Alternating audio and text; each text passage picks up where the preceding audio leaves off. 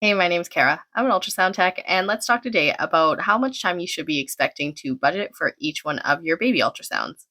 And before we start the video, I just wanted to remind you guys that I do have a group for expectant as well as current moms. The link is in my bio.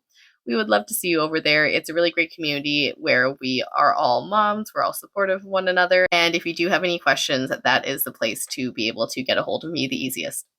Anyways, going back to the video. So the first scan that I'm going to be talking about is your first dating ultrasound. So the dating ultrasound is the first scan that you are going to get. We do recommend that it is done between 7 to 10 weeks to be able to get the most accurate due date.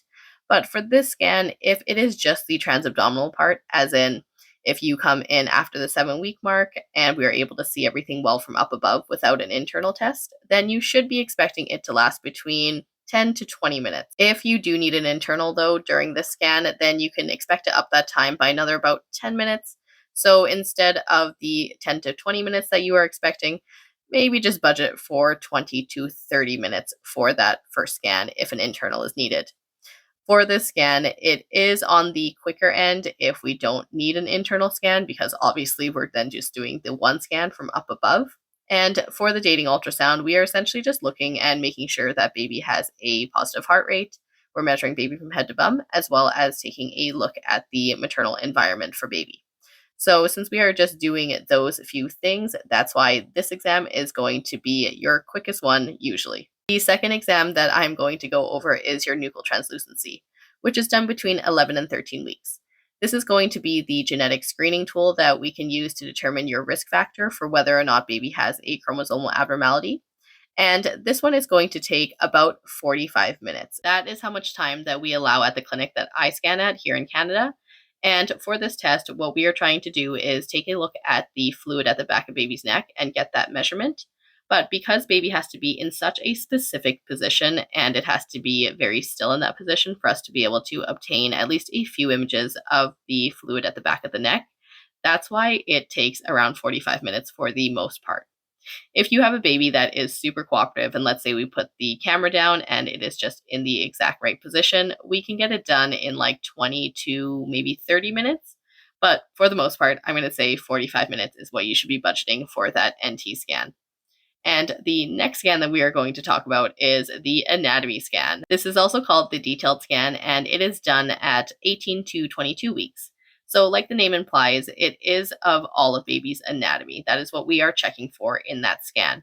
So as you can imagine, this scan is going to be one of the longer ones as well, because we have to take so many pictures. On average, we take between 100 to 120 pictures, depending on the protocol of wherever you go to. So for this scan, we budget about 45 minutes for each patient. It can be a little bit longer if baby's not as cooperative, or it can be shorter, maybe 30 minutes if baby is being really cooperative. And at this scan, you can also find out gender if you would like.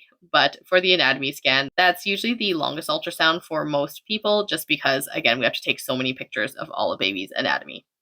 And the last scan that I'm going to go over is any third trimester scan.